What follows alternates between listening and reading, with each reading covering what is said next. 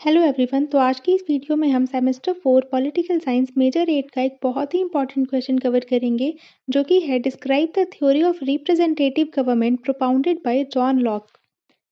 या तो question change करके देगा, critically examine the theory of social contract propounded bye John Locke. तो दोनों क्वेश्चन के आंसर को हम एक ही वीडियो के थ्रू कवर करेंगे। तो आइए हम इंट्रोडक्शन के साथ स्टार्ट करते हैं। तो सबसे पहले हम बात करते हैं जॉन लॉक की। तो जॉन लॉक 17th सेंचुरी के एक फेमस इंग्लिश पॉलिटिकल थिंकर थे। पॉलिटिकल थिंकर का मतलब होता है जो ये सोचता है कि सरकार कैसी होनी चाहिए, पावर किसके पास होनी चाहिए और लोगों के राइट्स क्या होने चाहिए। तो लॉक का मानना था कि इंसान पैदा होते ही फ्री और इक्वल होता है। मतलब कोई भी इंसान जन्म से किंग का स्लेव नहीं होता, मतलब गुलाम नहीं होता। लॉक ने फ्रीडम, नेचुरल राइट्स और लिमिटेड गवर्नमेंट पर ज़्यादा फोकस किया। उन्होंने कहा कि गवर्नमेंट लोगों को कंट्रोल करने के लिए नहीं, बल्कि लोगों के राइट्स प्रोटेक्ट करने के लिए होती है। लॉक ने ये भी कहा कि लोग अपने लीडर्स खुद चूज करते हैं। इसी सिस्टम को कहते हैं रिप्रेजेंटेटिव गवर्नमेंट। इसी वजह से लॉक को कहा जाता है फादर ऑफ लिबरलिज्म। लिबरलिज्म का मतलब होता है फ्रीडम, राइट्स और लिमिटेड पावर। अब अगर हम बात करें जॉन लॉक की थ्योरी ऑफ कॉन्ट्रैक्ट की, तो जिसमें सबसे पहला है state of nature. John Locke कहते हैं कि गवर्नमेंट से पहले लोग स्टेट ऑफ नेचर में रहते थे। स्टेट ऑफ नेचर का मतलब है जहाँ पर कोई भी किंग नहीं होता था, कोई गवर्नमेंट नहीं थी और कोई पुलिस नहीं थी। थॉमस हॉब से बिल्कुल अलग जॉन लॉक कहते हैं कि इस स्टेट में लोग फ्री, इक्वल और पीसफुल थे। लोग नेचुरल लॉ फॉलो करते थे। नेचुरल लॉ का मतलब है कि किसी को भी कोई नुकसान नहीं पहुंचाता था और सभी लोग एक दूसरे के राइट को रिस्पेक्ट करते थे। अब है नेचुरल राइट्स। जॉन लॉक का थ्योरी का सबसे इम्पोर्टेंट पार्ट है नेचुरल राइट। लॉक कहते हैं हर इंसान के पास कुछ नेचुरल राइट्स होते हैं और ये राइट्स नेचर से मिलते हैं, गवर्नमेंट से नहीं। जिसमें पहला है राइट टू लाइफ, मतलब जीने का अधिकार। उसके बाद है राइट टू लिबर्टी, मतलब फ्रीडम का अधिकार।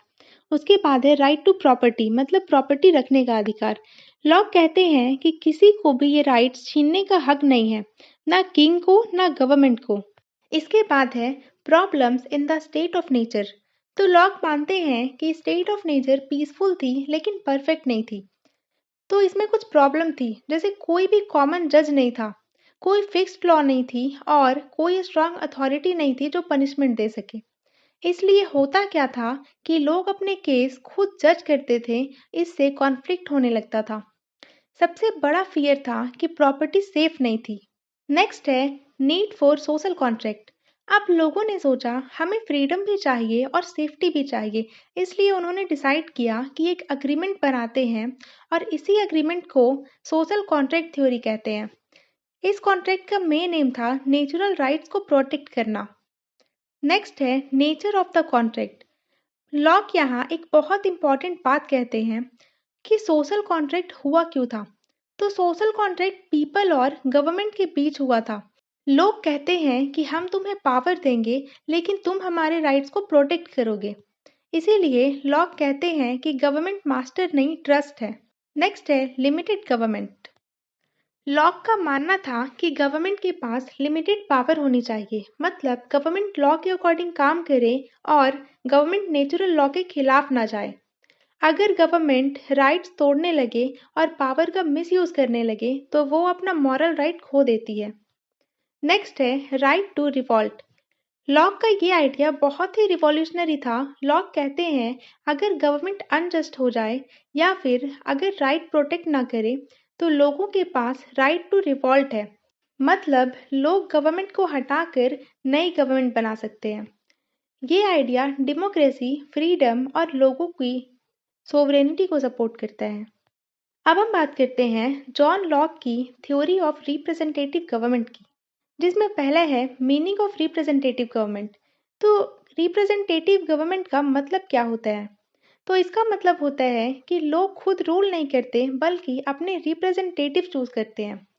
रियल पावर पीपल के ही पास होती है, रिप्रेजेंटेटिव सिर्फ लोगों के बिहाफ पर पावर यूज करता है। नेक्स्ट है कंसेंट ऑफ द पावर।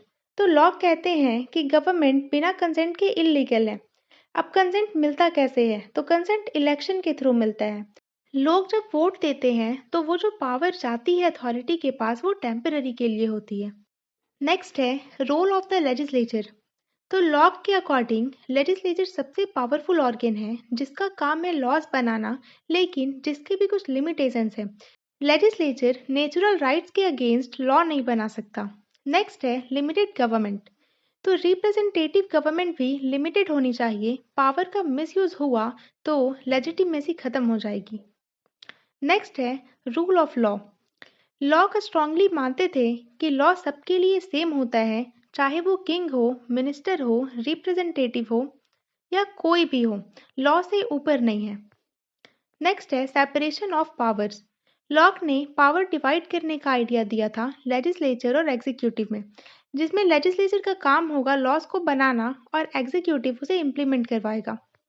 इसका फायदा ये था कि पावर कंसंट्रेट नहीं थी, मतलब किसी सिंगल हैंड में पावर नहीं थी और फ्रीडम सेफ रहती है। नेक्स्ट है राइट टू रिवॉल्ट, जिसमें रिप्रेजेंटेटिव के खिलाफ भी रिवॉल्ट करने का अधिकार है लोगों के पास। अगर रिप्रेजेंटेटिव करप्ट हो जाए या फिर राइट्स तोड़ने लगे तो लोग उन्हें चेंज कर सकते हैं, इससे रिप्रेजेंटेटिव रिस्पॉन्सिबल बनते हैं। अब अगर हम बात करें लिमिटेशंस या फिर क्रिटिसिज्म जो लॉक के थ्योरी को लेके की जाती है, जिसमें पहला है ideal view of human nature. तो लॉक इंसान को अच्छा मान लेता है, रियलिटी में इंसान सेल्फिश भी होता है। नेक्स्ट है unreal state of nature. Lock के अकॉर्डिंग बिना गवर्नमेंट के पीसफुल सोसाइटी डाउटफुल लगती है। अब हम बात करते हैं लिमिटेशंस या क्रिटिसिज्म जो जॉन लॉक की थ्योरी को लेके की जाती है, जिसमें फर्स्ट है ideal view of human nature, मतलब इंसान के बारे में ज़्यादा अच्छी सोच। लॉक का मानना था कि इंसान नेचुरली रीजनेबल, पीसफुल और मॉरल होता है। लोग नेचुरल लॉ फॉलो करते हैं और एक दूसरे की राइट्स का रिस्पेक्ट करते हैं। लेकिन क्रिटिक्स कहते हैं ये व्यू बहुत ही आइडियल है। रियल लाइफ में लोग सेल्फिश भी होते हैं, ग्रीडी भी होते हैं और पावर के लिए लड़ते भी हैं। क्योंकि अगर लोग नेचुरली इतने अच्छे होते तो जो क्राइम हो रहा है, जो वायलेंस होती है, जो चीटिंग होता है, ये कभी भी नहीं होता। इसलिए कहा जाता है कि लॉक ने ह्यूमन नेचर का रियलिस्टिक पिक्चर नहीं दिया। नेक्स्ट है unreal state of nature. A state of nature practical नहीं लगता। तो लॉक के according a state of nature peaceful थी, लोग बिना गवर्नमेंट के भी राइट्स के साथ सेफ थे। क्रिटिक्स पूछते हैं बिना पुलिस, बिना कोर्ट, बिना आर्मी प्रॉपर्टी कैसे सेफ रह सकती है। हिस्ट्री बताती है जहाँ अथॉरिटी नहीं होती वहाँ कॉन्फ्लिक्ट जरूर होता है। इसलिए कहा जाता है लॉक का स्टेट ऑफ नेचर थ्योरेटिकल ज़्यादा और प्रैक्टिकल कम है।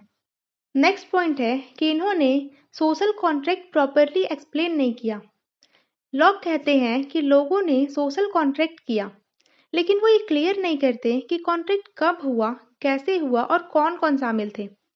क्रिटिक्स कहते हैं ये कॉन्ट्रैक्ट रियल अग्रीमेंट नहीं बल्कि एक इमेजिनरी आइडिया लगता है। इसलिए सोशल कॉन्ट्रैक्ट फिलोसफिकल कंसेप्ट है, हिस्टोरिकल फैक्ट नहीं है। नेक्स्ट है लेजिस्लेचर पर बहुत ज़्यादा भरोसा, too much faith in legislature. Lock कहते हैं कि लेजिस्लेचर सबसे पावरफुल ऑर्गन है क्योंकि वो पीपल के रिप्रेजेंटेटिव्स हैं। लेकिन क्रिटिक्स कहते हैं इलेक्टेड रिप्रेजेंटेटिव भी करप्ट हो सकते हैं, सेल्फिश हो सकते हैं और रिच क्लास के लिए काम कर सकते हैं।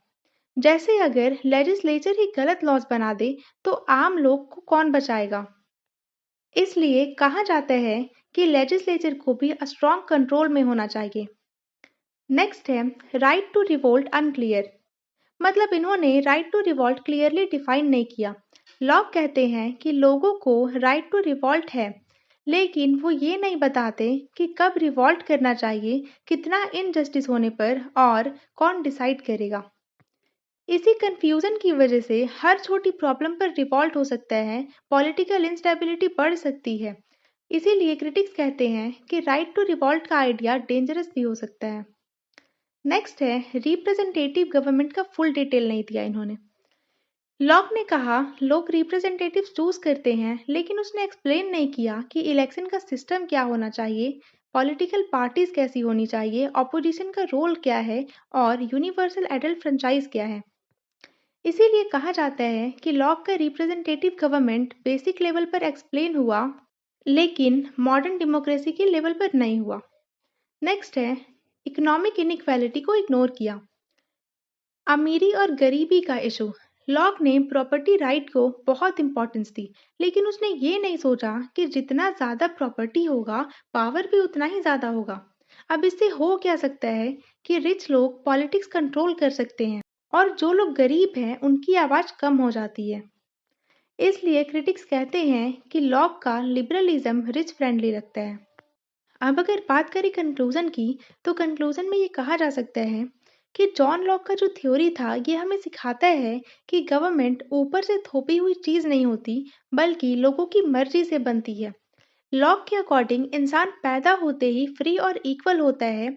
उसके पास नेचुरल राइट्स होते हैं, जैसे right to life, right to liberty और राइट टू प्रॉपर्टी। इन राइट्स को प्रोटेक्ट करने के लिए लोग एक सोशल कॉन्ट्रैक्ट करते हैं और एक लिमिटेड गवर्नमेंट बनाते हैं। लॉग ने क्लियर कहा कि गवर्नमेंट मास्टर नहीं, ट्रस्ट है। पावर का मिसयूज हुआ तो लोगों को राइट टू रिवॉल्ट है, मतलब उन्हें रिवॉल्ट करने का अधिकार है। हाँ, ये सच है कि लॉग के आइडियाज थोड़े आइडियल हैं, कुछ प्रैक्टिकल प्रॉब्लम्स को इग्नोर भी करते हैं, लेकिन फिर भी freedom, democracy, rule of law, representative government, इन सब की स्ट्रॉन्ग फाउंडेशन लॉग ने ही रखी। इसलिए कहा जाता है जॉन लॉक मॉडर्न डेमोक्रेटिक और लिबरल पॉलिटिकल सिस्टम का बैकबोन है। तो ये था हमारा सेमेस्टर 4 पॉलिटिकल साइंस मेजर 8 का एक और most important question. So if you like this video, subscribe for more.